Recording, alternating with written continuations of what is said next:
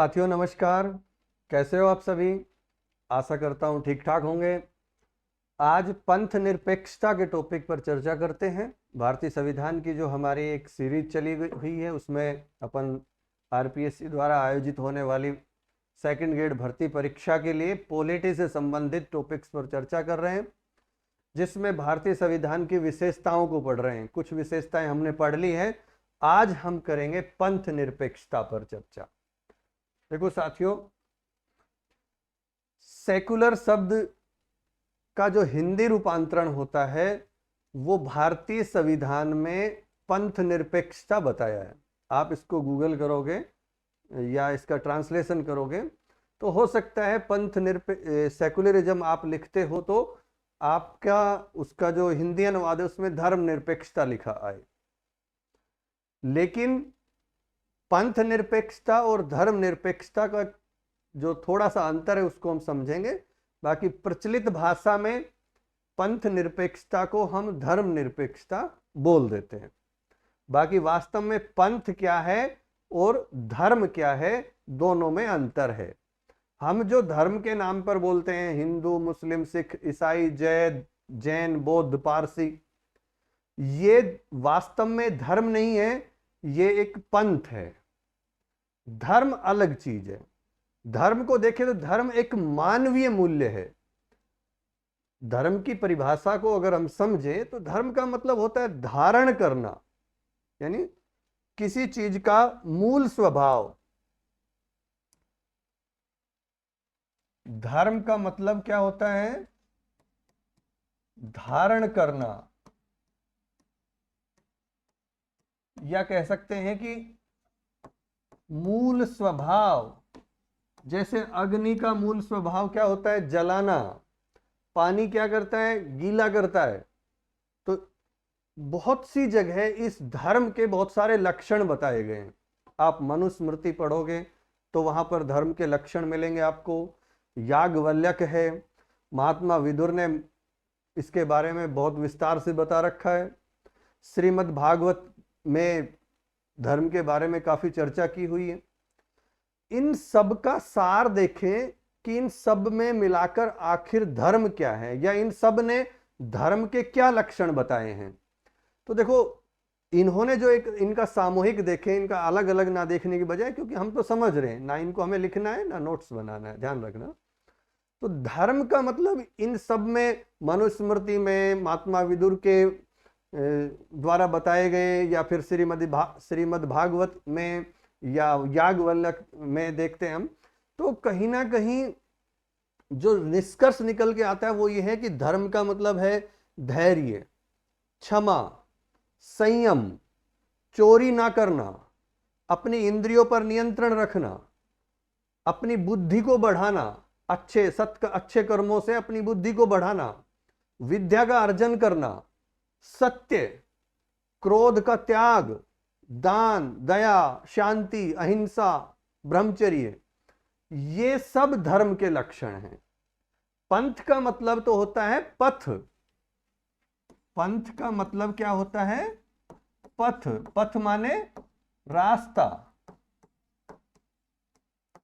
मोक्ष तक ले जाने का रास्ता। आप किसी धर्म को उठा के देख लो, एक अंतिम मोक्ष की प्राप्ति की चर्चा उसमें जरूर होगी। वो एक रास्ता वहां पर बताया होगा, चाहे आप हिंदू, मुस्लिम, सिख, जैन, बौद्ध किसी धर्म को देख लो, वहां तक पहुंचने का एक रास्ता बताया है। तो जो हम इनको धर्म बोलते हैं, वास्तव में ये क्या है? पंथ है। धर्म अलग चीज है, लेकिन अब हम चर्चा करते करते या बहुत ज्यादा चर्चित होने के कारण उसको धर्म ही बोल देते हैं, पंथ को। भारतीय संविधान में स्पष्ट रूप से सेकुलरिज्म शब्द की जो व्याख्या की गई, जो हिंदी अनुवाद किया गया है, वो पंथ निरपेक्षता किया हुआ है। हमें ये ध्यान रखना है। देखो, पंथ, अब हम इसको मिला जुला सा रूप मान के चले, पंथ है या संप्रदाय है या धर्म है, इनके आधार पर कई प्रकार की व्यवस्था होती है। पंथ के आधार पे मान लो, जिसको हम बोलचाल में धर्म कहते हैं। आप देखो, सोवियत संघ में चले जाओ या किसी साम्यवादी देश में चले जाओ, वहां पर पहले धर्म विरोधी व्यवस्था थी, जो कि अपने नागरिकों को धार्मिक स्वतंत्रता का अधिकार बिल्कुल भी नहीं देते थे। एक तरफ चले जाओ आप, वेटिकन सिटी जैसा देश भी है, जहां धर्म का प्रमुख है, वहां वो ही राज्य का अध्यक्ष होता है। धार्मिक ग्रंथों में जो लिखा हुआ है वो वहां का संविधान माना जाता है, ऐसा भी है। एक उदाहरण और देख लो आप, बांग्लादेश में जाओ, म्यांमार है, श्रीलंका है, पाकिस्तान है, ये धर्म प्रभावित देश है, जो कहीं ना किसी एक धर्म को राजकीय धर्म का दर्जा देते हैं, और शेष धर्म के जो बचे हुए नागरिक हैं उनको धार्मिक स्वतंत्रता की गारंटी से वंचित करते हैं। एक राजकीय धर्म बना दिया तो उनके लिए विशेषकर काम करेंगे, बाकी को बराबरी का हक नहीं देंगे। यहां पर एक चीज हमें ध्यान रखनी है कि पंथ निरपेक्षता का मतलब धर्म विहीन होना नहीं है, नॉन रिलीजियस होना नहीं है, अधार्मिक होना भी नहीं है, इररिलीजियस होना नहीं है, और धर्म का विरोधी होना भी नहीं है। पंथ निरपेक्षता का मतलब ना धर्म विहीन होना है, ना अधार्मिक होना है, ना धर्म विरोधी होना है। ये पंथ निरपेक्षता का मतलब नहीं है। सामान्यतः पंथ निरपेक्षता का आशय क्या है कि राज्य सभी धर्मों को बिना किसी भेदभाव के समान संरक्षण प्रदान करेगा तथा किसी धर्म विशेष को राज धर्म के रूप में मान्यता नहीं देगा, किसी एक धर्म को नहीं देगा, और सबके साथ समान संरक्षण, उनको सबको कहीं ना कहीं उनको संरक्षण प्रदान करेगा। ये राज्य का काम है। सभी व्यक्तियों को धार्मिक स्वतंत्रता दी जाएगी, जिसके तहत वे क्या करेंगे, अपने धर्म को मानने के लिए स्वतंत्र होंगे, अपने धर्म का प्रचार करने के लिए स्वतंत्र हैं, अपना धर्म बदलने के लिए स्वतंत्र है, किसी भी धर्म को मानने के लिए स्वतंत्र है। तो यह सामान्यतः पंथ निरपेक्षता की परिभाषा है। यानी राज्य सभी धर्मों के साथ बराबर दूरी बनाकर रखता है, और जो राज कार्य है उसमें धर्म के प्रभाव को अस्वीकार करता है। भाई, राज कार्य अलग है, धर्म के कार्य अलग है। यानी धर्म को राज्य से जो राज कार्य से, सरकार से जोड़ के नहीं माना जाएगा। धर्म अलग है, राज कार्य अलग है। ये सामान्यतः हम इसकी परिभाषा को समझ सकते हैं बोलचाल की भाषा में। मतलब पंथ निरपेक्षता के अनुसार धर्म व्यक्ति की निजी आस्था का विषय है। यानी राज्य का मैटर नहीं है, ये व्यक्ति की निजी आस्था है। इसमें राज्य का कोई धर्म नहीं है, धर्म किसी व्यक्ति विशेष का होगा। राज्य के द्वारा किसी भी धर्म विशेष को किसी भी प्रकार से कोई प्रोत्साहन नहीं दिया जाएगा, और ना ही राज्य के द्वारा किसी धर्म का विरोध किया जाएगा। अतः हम क्या निष्कर्ष निकाले कि जो राज्य है वो धर्म से तटस्थ है, निरपेक्ष है, उदासीन है, शून्य है। राज्य किसी भी धर्म में ना सहयोग करेगा कोई, ना किसी को बढ़ावा देगा, किसी एक धर्म विशेष को करेगा तो सबके लिए कुछ करेगा, ना ही धर्म के विरोध में कोई बात करेगा। ये पंथ निरपेक्षता की एक सटीक सी परिभाषा बनती है। देखो, राज्य विभिन्न धर्मों के जो नागरिक होते हैं उनमें इस प्रकार भेदभाव, इस आधार पर भेदभाव नहीं करता है कि उनके धर्म अलग अलग हैं। राज्य की निगाह में सब नागरिक बराबर होते हैं, उनमें कोई भेदभाव नहीं कि ये हिंदू धर्म का है, ये मुस्लिम का है, ये सिख है, ये ईसाई है, जैन है, बौद्ध है, पारसी, ये नहीं है। पंथ निरपेक्षता का अर्थ धर्म के आधार पर भेदभाव का निषेध और सभी धर्म के प्रति समान भाव है। आप तो ये समझ लो, बस ये बिल्कुल स्पष्ट हो जाएगा इसी से। अब देखो, भारतीय संविधान के अनुसार पंथ निरपेक्ष राज्य का मतलब क्या है कि राज्य की दृष्टि से सभी धर्म समान हैं भारतीय संविधान के अनुसार, और राज्य किसी भी धर्म के साथ कोई भेदभाव नहीं करेगा।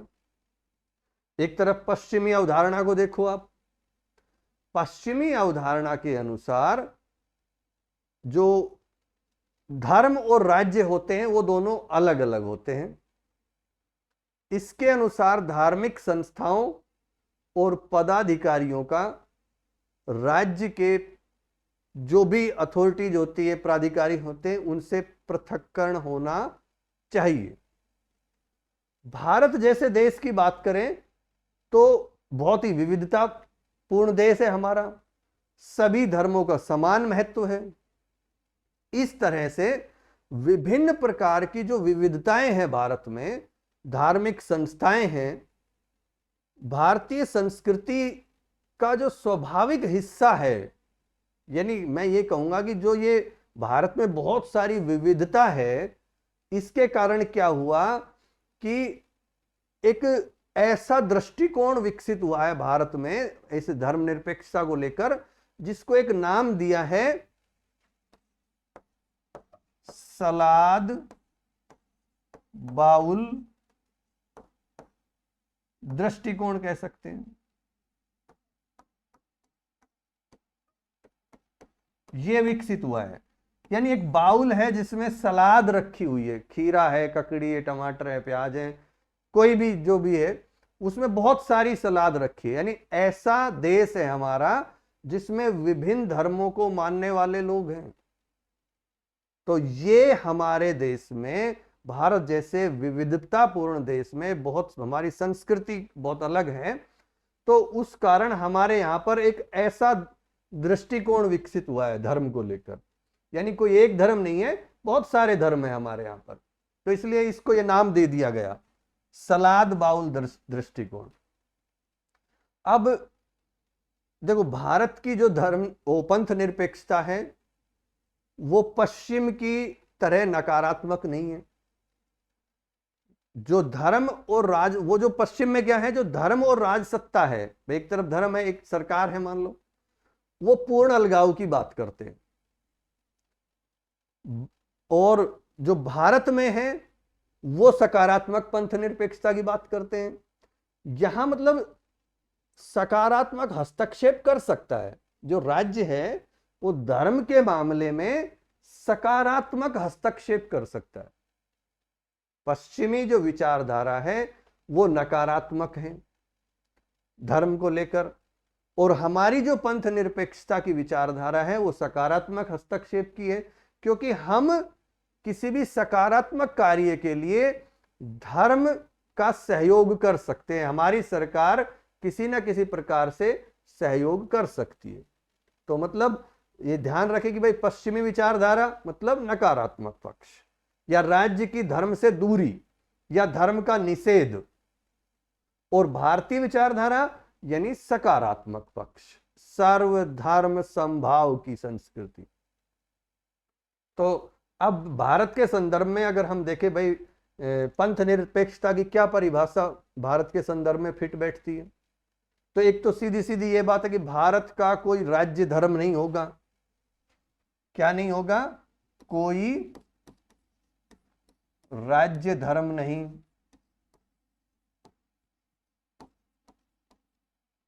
भारत का कोई भी राज्य धर्म नहीं होगा। दूसरा है, भारत में सभी धर्मों को सम्मान मिलेगा, संरक्षण मिलेगा।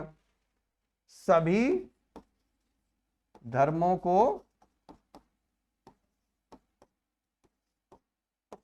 सम्मान मिलेगा, सम्मान व संरक्षण मिलेगा। एक ये खासियत है भारत की।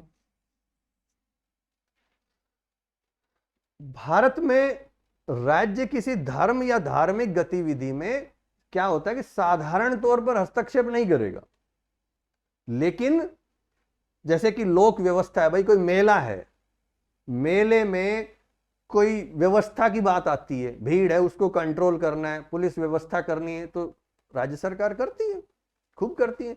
तो वो सकारात्मक हस्तक्षेप हुआ। वो तो एक मेले या किसी भी आयोजन में एक सकारात्मक ही तो पहलू है कि हम हस्तक्षेप तो कर रहे हैं, भीड़ को नियंत्रित करने के लिए पुलिस को लगा दिया, लेकिन वो सकारात्मक है कि कोई भी घटना ना घटे, अव्यवस्था ना बने उसके लिए है। तो ये लोक व्यवस्था को लेकर या कोई सदाचार की बात आती है या नैतिकता की बात आती है, स्वास्थ्य की बात आती है, तो राज्य हस्तक्षेप कर सकता है। आपने कोविड में देखा होगा, मंदिर में, मस्जिद में, धार्मिक सम्मेलन में भीड़ इकट्ठा होने से रोक दिया गया था। तो ये हस्तक्षेप तो कर दिया राज्य ने। फिर हम कहेंगे कि ये तो पंथ निरपेक्षता है, राज्य को तो धर्म से तटस्थ होना चाहिए या उसका बिल्कुल विपरीत, उससे कोई लेना देना नहीं होना चाहिए। कोई लेना देना नहीं होगा तो कितने ही लोग कोविड में मारे जाते अगर उसको लॉकडाउन नहीं लगाते तो सकारात्मक हस्तक्षेप किया जा सकता है। किसको लेकर? भाई लोक व्यवस्था बनाने के लिए, स्वास्थ्य का कोई मैटर हो या नैतिकता में के आधार पर यह हस्तक्षेप राज्य कर सकता है। अब बात यह आती है कि क्या पंथ निरपेक्षता जो शब्द है वो हमारे मूल संविधान में कहीं लिखा हुआ था? तो मूल संविधान में कहीं भी भारत को स्पष्ट रूप से पंथ निरपेक्ष राज्य घोषित नहीं किया गया। लेकिन फिर भी भाई वहां घोषित नहीं कर रखा, लेकिन फिर भी ऐसी व्यवस्था थी जिसके कारण भारत को पंथ निरपेक्ष राज्य कहा जाता है शुरू से ही। भाई संविधान के जो ऐसे कई प्रावधान हैं जो भारत को धर्मनिरपेक्ष राज्य बनाते हैं। अब बहुत सारे अनुच्छेद हैं, अनुच्छेद 14 है, आप देखो कि प्रत्येक व्यक्ति को कानून के समक्ष समान समझा जाएगा। अनुच्छेद 15 को देख लो। अब जब समान की बात आ गई, भाई सब किसी के साथ भेदभाव ही नहीं किया जा रहा है, तो क्या है फिर पंथ निरपेक्षता? अनुच्छेद 15 में देख लो, धर्म के नाम पर किसी से भेदभाव नहीं किया जाएगा। अनुच्छेद 16 को देख लो, सरकारी नौकरी में सभी नागरिकों को समान अवसर दिए जाएंगे। तो सबको समान लेकर चल रहे हैं, तो क्या है, किसी के साथ भेदभाव तो हो ही नहीं रहा, तो पंथ निरपेक्षता तो पहले से ही है संविधान में। प्रत्येक अनुच्छेद 25 को देखो, प्रत्येक व्यक्ति को किसी भी धर्म को अपनाने से नहीं रोका जाएगा, पूजा पाठ करने का अधिकार है उसको। अनुच्छेद 26 में देख लो, जो धार्मिक समूह होते हैं उन्हें अपने धार्मिक मामलों के पूरा मैनेजमेंट का अधिकार है, प्रबंधन का अधिकार है। अनुच्छेद 27 देख लो, यानी 25 से 28 तो पूरा का पूरा जो धार्मिक स्वतंत्रता का अधिकार हमारे संविधान में दे रखा है वो तो पूरा धर्मनिरपेक्षता का ही आधार है। अनुच्छेद 27 में अपने धर्म के प्रचार प्रसार के लिए किसी भी व्यक्ति को कर देने के लिए बाध्य नहीं किया जाएगा। 28 में देख लो, किसी भी सरकारी शिक्षण संस्थान में किसी धार्मिक शिक्षा की किसी धर्म की शिक्षा नहीं दी जाएगी। तो ये सब क्या है भाई, समाजवाद शब्द हमारे संविधान में नहीं भी था तो इसका मतलब ये बिल्कुल भी नहीं है कि हमारा जो देश है वो पंथ निरपेक्ष नहीं, मैं समाजवाद, कल समाजवाद पढ़ाया था तो मैं समाजवाद शब्द बोल गया, पंथ निरपेक्षता पढ़ रहे हैं। पंथ निरपेक्ष शब्द को जब हमारे संविधान में शामिल नहीं कर रखा था, कहीं भी घोषित नहीं कर रखा था, तो भी इसका मतलब ये नहीं कि पंथ निरपेक्ष नहीं था। देश शुरू से ही पंथ निरपेक्ष है। अनुच्छेद 29 देख लो, प्रत्येक नागरिकों को, उनके वर्ग को अपनी भाषा, लिपि, संस्कृति को संरक्षित करने का अधिकार है। अनुच्छेद 30 को देख लो, अल्पसंख्यकों के लिए है, उनके जो शैक्षिक संस्थानों की स्थापना करने में उनको उनका संचालन करने का अधिकार दिया हुआ है। अल्पसंख्यक वर्ग अपने शैक्षिक संस्थान खोल सकते हैं। अनुच्छेद 44 को देख लो, राज्य सभी नागरिकों के लिए समान नागरिक संहिता बनाने का प्रयास करेगा। तो संविधान में लिखा है कि प्रयास करेगा, अभी तक इस पर काम बाकी है। तो समान नागरिक संहिता बनाने का प्रयास राज्य करेगा, यह संविधान में लिखा है, नीति निर्देशक तत्वों में लिखा है। तो हमारे मौलिक अधिकारों में भी पंथ निरपेक्षता का अप्रत्यक्ष रूप से उस शब्द का प्रयोग किए बिना उदाहरण मिलता है, नीति निर्देशक तत्वों में उदाहरण मिलता है। तो भारत शुरू से पंथ निरपेक्ष है।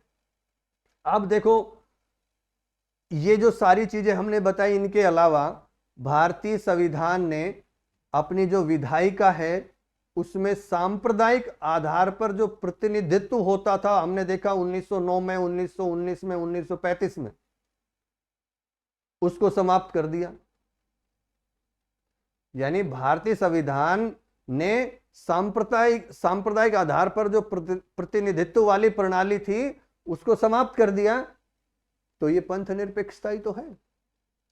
वो तो पंथ निरपेक्षता का कहीं ना कहीं उल्लंघन था। उसको कैसे कह देंगे? किसी एक धर्म विशेष को बढ़ावा दिया जा रहा है तो उसको कैसे कहेंगे कि पंथ निरपेक्ष है? हालांकि भारतीय संविधान में भी देखो, जो SC ST वर्ग है, अनुसूचित जाति और अनुसूचित जनजाति, उनको उचित प्रतिनिधित्व देने के लिए अस्थायी आरक्षण की व्यवस्था की गई है। तो अब बात आती है कि उनको जब आरक्षण दिया है तो क्या फिर ये पंथ निरपेक्षता का उल्लंघन है? भाई वो एक किसी धर्म विशेष से भी ताल्लुक रखते होंगे। तो एक चीज का ध्यान रखना है हमें कि आरक्षण का जो भी विचार है वो समानता का विरोधी विचार नहीं है कि सबको भाई किसी को आरक्षण दे दिया और किसी को नहीं दिया तो ये समानता का विरोधी है, नहीं। बल्कि जो ये अनुसूचित जाति और अनुसूचित जनजातियां थी और आज भी है, उनको समानता के स्तर पर लाने का एक प्रयास है। तो आरक्षण का विचार कभी भी समानता का विरोधी विचार नहीं है, बल्कि समानता स्थापित करने का एक प्रयास है। इसलिए जाति के आधार पर संविधान में आरक्षण व्यवस्था पंथ निरपेक्षता का उल्लंघन नहीं है। आप 1974 का मामला देखो, उच्चतम न्यायालय ने भी स्पष्ट किया इसके बारे में कि संविधान में भाई पंथ निरपेक्ष शब्द का उल्लंघन नहीं किया है। भाई जो 1974 में उच्चतम न्यायालय ने एक मामले में स्पष्ट रूप से कहा कि पंथ निरपेक्ष राज्य जो शब्द है उसका स्पष्ट रूप से संविधान में कहीं भी उल्लंघन नहीं किया गया है, लेकिन उसके बावजूद भी भारत पंथ निरपेक्ष राज्य है। अब हम देखें 42वां जो संविधान संशोधन हुआ था, 42nd कॉन्स्टिट्यूशनल अमेंडमेंट एक्ट 1976, 42वां संविधान संशोधन अधिनियम 1976। इसमें कल भी हमने चर्चा की थी कि समाजवाद के साथ साथ दो शब्द और जोड़े गए थे, तो पंथ निरपेक्षता भी उसमें एक शब्द था। तो 1976 में हमने अपनी प्रस्तावना में संशोधन किया। अभी तक प्रस्तावना में एक बार ही संशोधन हुआ है, उसमें ये 3 शब्द जोड़े गए थे, तो जिसमें से अपना एक ये पंथ निरपेक्ष शब्द भी था। तो हमने 42वें संविधान संशोधन के माध्यम से संविधान में पंथ निरपेक्ष शब्द को शामिल किया। अब जब पंथ निरपेक्ष की बात आई कि हमारा राज्य कैसा होगा, संविधान का निर्माण हो रहा था, तो संविधान सभा में भी स्वाभाविक सा इसको लेकर चर्चा हुई होगी, तो वाद विवाद भी हुआ था। हर टॉपिक पर संविधान सभा में बहुत बड़े स्तर पर चर्चा हुई थी। तो ये अक्टूबर 1949 में संविधान सभा में इसको लेकर भी इस शब्द पंथ निरपेक्ष शब्द को रखने की मांग की गई थी। एक सदस्य थे ब्रजेश्वर प्रसाद,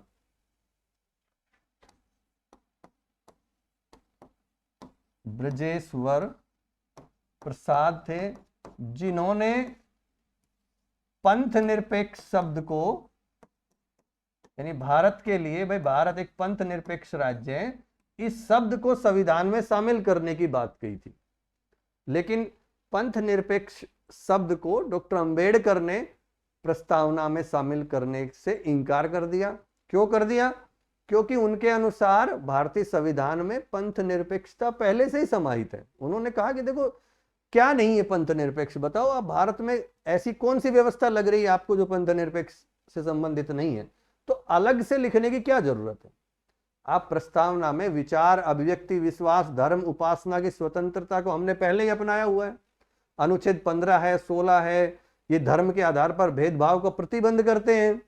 25 से 28 पूरा धार्मिक स्वतंत्रता का वर्णन किया गया है। फिर और पंथ निरपेक्षता क्या होती है? जरूरत ही नहीं उसको जोड़ने की। तो ये सारी चर्चा भी वहां पर हुई थी। वास्तविक अर्थों में देखें तो भारत स्वतंत्रता प्राप्ति के बाद से ही लगातार पंथ निरपेक्ष रहा है। ऐसा नहीं है कि वो बाद में बना है, वो शुरू से ही पंथ निरपेक्ष रहा है। स्वतंत्रता आंदोलन के दौरान भी भारतीय नेताओं में यह सहमति बन गई थी कि भारतीय राज्य की प्रकृति पंथ निरपेक्ष रहेगी, हमें भारत को पंथ निरपेक्ष ही रखना है, क्योंकि विभिन्न धर्मों का प्रभाव है हमारे देश में। बहुत सारे धर्म, बहुत सारी संस्कृति है, इतना बड़ा देश है, इतनी ज्यादा जनसंख्या है, तो किसी एक धर्म विशेष को राज्य धर्म का दर्जा नहीं दिया जा सकता। तो भारत की जो एक ये कहते हैं आपराधिक विधि है और जो अधिकांश अन्य कानून है वो सभी धर्म के साथ समान व्यवहार करते हैं। देखो ये जो आपकी बात आती है समान, वो अनुच्छेद 44 वाली बात कि समान नागरिक संहिता वाली बात, तो उसमें क्या अंतर है? क्या ऐसा है क्या किसी धर्म विशेष के लोग को किसी अपराध के लिए कम दंडित किया जाएगा और किसी धर्म विशेष के लोग को ज्यादा किया जाएगा? ऐसा बिल्कुल भी नहीं है। आपराधिक विधि सबके लिए एक है।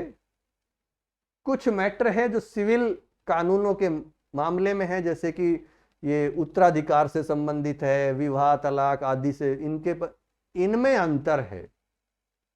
तो इसको संविधान में शामिल कर लिया गया था कि समान नागरिक संहिता लाने का प्रयास करेगा। अब कई विचारकों ने इस पर अपनी टिप्पणियां भी की है, जिसमें से हम एक डीडी बसु ने जो कहा वो देख लेते हैं कि डीडी बसु ने कहा कि इस शब्द से भ्रांतियां अधिक और लाभ कम हुआ है। क्यों? क्योंकि इस शब्द को, किस शब्द को? पंथ निरपेक्षता को। इस शब्द की सबने मन माफिक अपने हिसाब से तो परिभाषा दी है। कुछ दल है जो धर्म के प्रति शत्रुता का भाव को पंथ निरपेक्षता कहते हैं, और कुछ है वो अल्पसंख्यकों के वोट्स को पंथ निरपेक्षता का आधार मानते हैं। तो ये डीडी बसु का कथन है। एक केस हुआ था 1994 में, बहुत प्रसिद्ध है, SR बोम्मई, 1994, बहुत प्रसिद्ध है। इसको आगे ही डिटेल में पढ़ेंगे, अभी तो नहीं। लेकिन इसमें पंथ निरपेक्षता को मूल ढांचा, संविधान का मूल ढांचा घोषित कर दिया गया है। इस केस में पंथ निरपेक्षता शब्द को संविधान का मूल ढांचा घोषित कर दिया गया। मूल ढांचा क्या है आपको पता होगा कि भारत की संसद संविधान के मूल ढांचे में परिवर्तन नहीं कर सकती, ये नियम बना दिया। मूल ढांचा क्या है? सर्वोच्च न्यायालय ने समय समय पर बहुत सारे शब्दों को, बहुत सारी व्यवस्था को मूल ढांचा घोषित किया है, जिसमें से पंथ निरपेक्ष शब्द को भी मूल ढांचे में शामिल कर लिया गया है। कौन से केस में? SR बोम्मई वाद 1994 वाले केस में। अब एक केस था, देखे, द स्टेट ऑफ बॉम्बे बनाम नरासू अप्पा, 1952 में एक केस था, 1952 में। तो उसमें सर्वोच्च न्यायालय ने कहा था कि हर जो प्रत्येक धर्म है या संप्रदाय है उसको एक ही पैमाने से नहीं नापना चाहिए। इस केस में सर्वोच्च न्यायालय ने कहा था कि विधायिका सभी बुराइयों के जो खिलाफ है, जो हमारी विधायी है, किसी प्रकार की बुराई उस सबके खिलाफ है। एक ही समय पर कानून सभी तरह की जो बुराइयां हैं उनके खिलाफ सभी धर्मों के लिए एक समय पर कानून बनाने के लिए बाध्य नहीं है। उस समय ऐसा ही मैटर हुआ था, तो न्यायपालिका ने अपना ये वक्तव्य दिया था कि भाई सभी के लिए जरूरी नहीं कि विधायिका एक ही समय पर कानून बनाए, समय समय पर इसके लिए कानून बनाया जा सकता है। और संविधान सभा की बात करें तो देखो, भारत का जो संविधान सभा ने भारत का जो संविधान था उसको अंग्रेजी में अपनाया था, और 24 जनवरी 1950 को जो संविधान सभा के अध्यक्ष थे उनके द्वारा, कौन थे अध्यक्ष? डॉक्टर राजेंद्र प्रसाद, उनके द्वारा संविधान की एक कॉपी हिंदी में भी प्रकाशित की गई थी। लेकिन बाद में बहुत सारे संशोधन हुए, उन सबको केवल अंग्रेजी में ही संशोधित किया गया। जो 24 जनवरी को जो बनकर तैयार हुआ था, जिस पर सबने हस्ताक्षर किए थे, तो उस समय एक हिंदी की कॉपी भी बनाई थी, लेकिन उसके बाद से संशोधन होते रहे, वो हिंदी में नहीं किया, केवल अंग्रेजी में संशोधन कर दिया। तो इसलिए एक मांग उठी कि संविधान को हिंदी में प्रकाशित किया जाए। जो अपडेट संविधान है, जो संशोधन हो लिए, उनको प्रकाशित करे हिंदी में भी। अब इसके लिए 58वां संविधान संशोधन किया गया। कौन सा? 58वां। और कब किया गया है ये? 1987 में। क्या किया गया?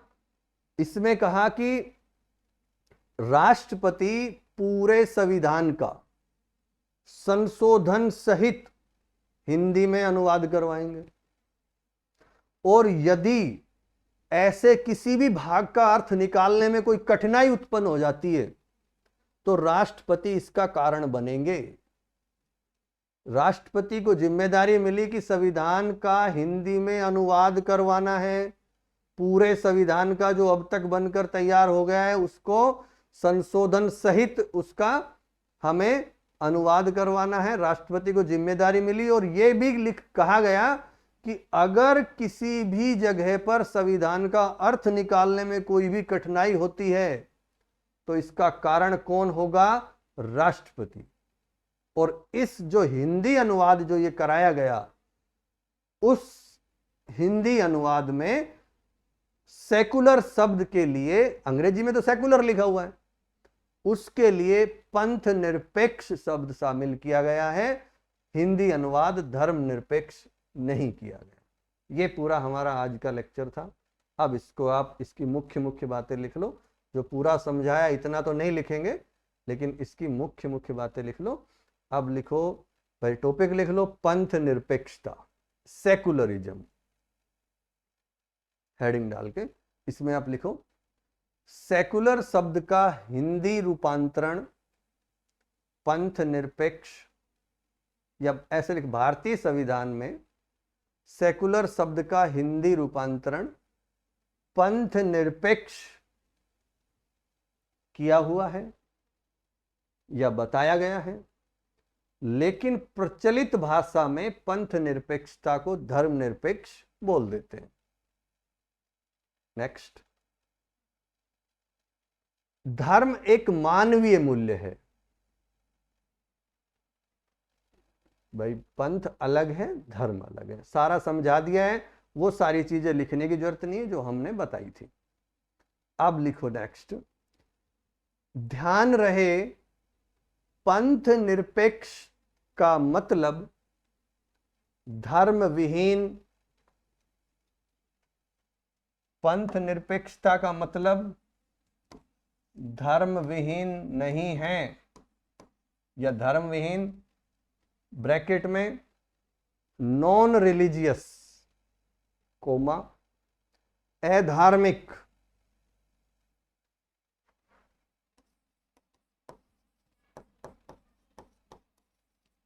या,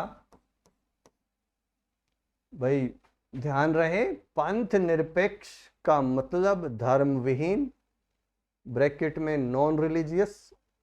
ये शब्दों का ध्यान रखना क्योंकि इंग्लिश शब्द कई बार बहुत काम आ जाते हैं। अधार्मिक इररिलीजियस या धर्म विरोधी एंटी रिलीजियस नहीं है।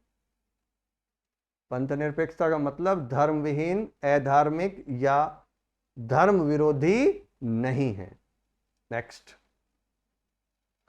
पंथ निरपेक्षता के अनुसार धर्म व्यक्ति की निजी आस्था का विषय है, राज्य का कोई धर्म नहीं है। धर्म व्यक्ति विशेष का होता है। राज्य के द्वारा किसी भी धर्म विशेष को प्रोत्साहित नहीं किया जाएगा और ना ही राज्य के द्वारा किसी धर्म का विरोध किया जाएगा। अतः राज्य धर्म से तटस्थ है। नेक्स्ट, भारतीय संविधान के अनुसार पंथ निरपेक्षता का तात्पर्य यह है कि राज्य की दृष्टि से सभी धर्म समान है। राज्य किसी भी धर्म के साथ कोई भेदभाव नहीं करेगा। नेक्स्ट, पंथ निरपेक्षता की पश्चिमी अवधारणा के अनुसार धर्म और राज्य दोनों अलग अलग हैं। नेक्स्ट, इसके अनुसार धार्मिक संस्थाओं एवं पदाधिकारियों का राज्य के प्राधिकारियों से पृथक्करण होना चाहिए।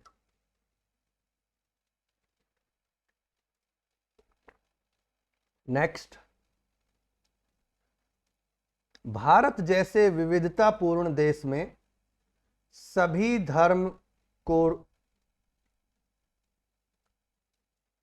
धर्मों का समान महत्व है।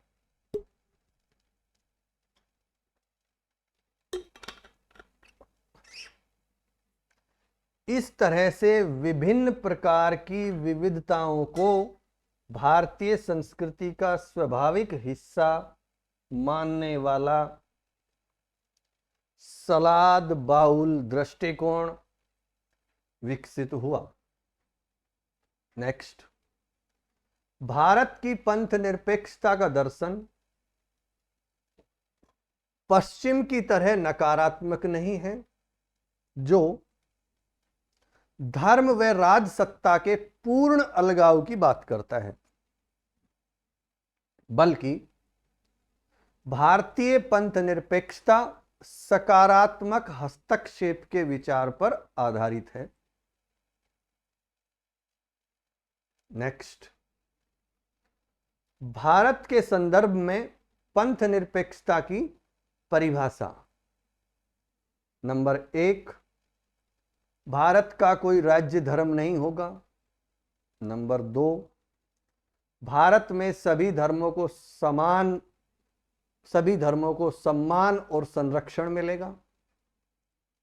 नंबर 3, राज्य किसी धर्म या धार्मिक गतिविधि में साधारण तौर पर हस्तक्षेप नहीं करेगा, लेकिन लोक व्यवस्था, स्वास्थ्य और सदाचार या नैतिकता के लिए हस्तक्षेप किया जा सकता है।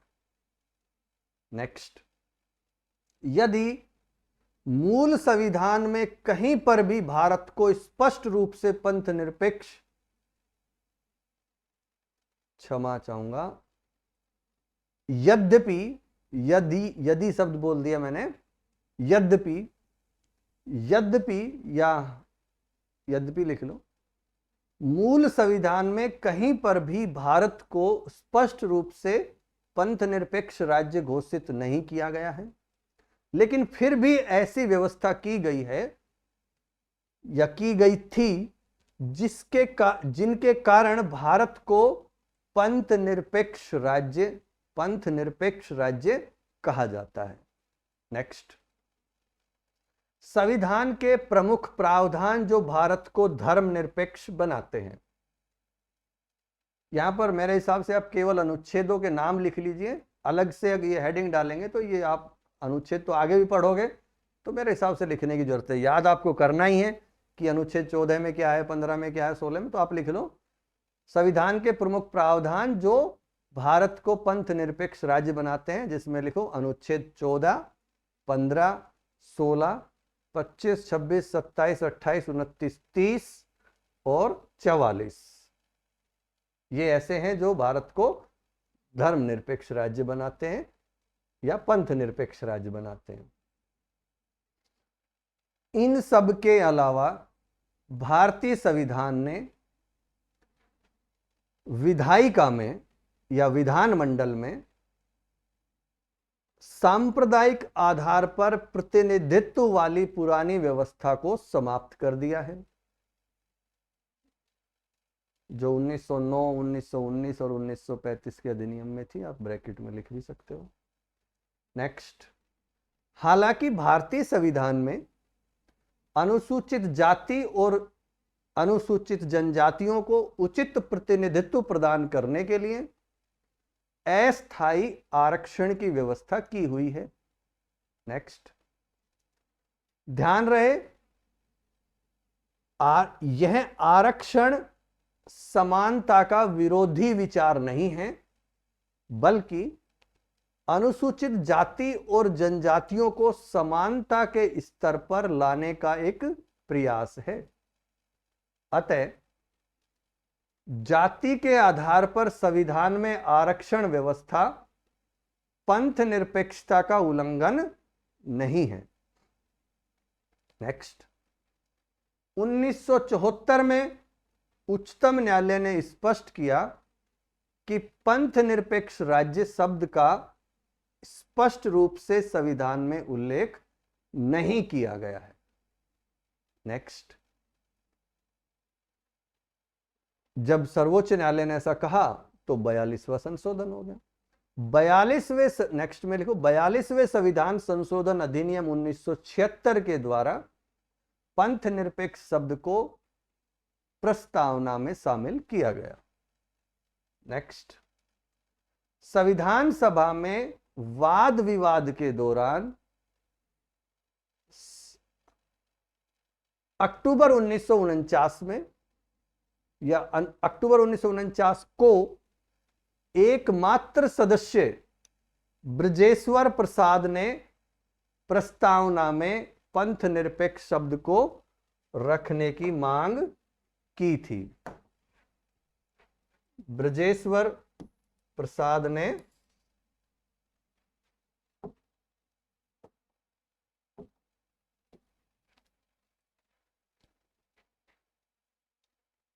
प्रस्तावना में पंथ निरपेक्ष शब्द रखने की मांग की थी। नेक्स्ट, लेकिन पंथ निरपेक्ष शब्द को भी डॉक्टर अंबेडकर ने प्रस्तावना में शामिल करने से इनकार कर दिया था, जैसे समाजवाद को किया था, क्योंकि उनके अनुसार भारतीय संविधान में पंथ निरपेक्षता समाहित है। प्रस्तावना में विचार, अभिव्यक्ति, विश्वास, धर्म, उपासना की स्वतंत्रता को पहले ही अपनाया जा चुका है। अनुच्छेद 15 और अनुच्छेद 16 के आधार पर भेदभाव को प्रतिबंधित करते हैं। अनुच्छेद 25 से 28 धार्मिक स्वतंत्रता का वर्णन, आप पीछे ये ना लिखे तो ठीक रहेगा, इतना लिख लो बेशक कि डॉक्टर अंबेडकर ने प्रस्तावना में शामिल करने से इनकार कर दिया क्योंकि उनके अनुसार भारतीय संविधान में पंथ निरपेक्षता पहले से ही समाहित है। ये सारी चीजें लिखने की जरूरत नहीं है, शॉर्ट नोट्स बनाओ क्योंकि ये तो पहले ही समझ चुके हैं अपन। नेक्स्ट, SR बोम्मई वाद 1994 में, SR बोम्मई, दोबारा लिख देता हूं, बोम्मई लिखने में आप ये दिख नहीं रहा होगा, बोम्मई, SR बोम्मई वाद 1994 में पंथ निरपेक्षता को संविधान का मूल ढांचा घोषित किया गया है। नेक्स्ट, अतः 58वें संविधान संशोधन अधिनियम, सॉरी आप इसको ऐसे लिख सकते हैं, संविधान के हिंदी अनुवाद को लेकर, ऐसे लाइन बन जाएगी, संविधान के हिंदी अनुवाद को लेकर 58वें संविधान संशोधन अधिनियम, 58वां संविधान संशोधन अधिनियम 1987 के द्वारा अनुच्छेद 394 क जोड़ा गया था। अनुच्छेद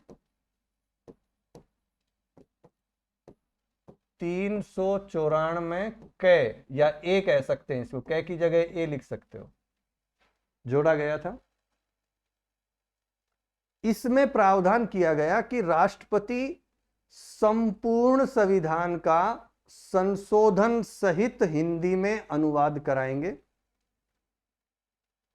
और यदि ऐसे अनुवाद के किसी भी भाग का अर्थ निकालने में कोई कठिनाई उत्पन्न होती है तो राष्ट्रपति इसका कारण बनेंगे। नेक्स्ट, अतः इस हिंदी अनुवाद में सेकुलर शब्द का हिंदी अर्थ पंथ निरपेक्ष बताया गया है। तो साथियों, उम्मीद करता हूं टॉपिक समझ में आया होगा अच्छे से और काफी हमने इसको डिटेल में समझा है। नेक्स्ट लेक्चर में मिलते हैं। धन्यवाद।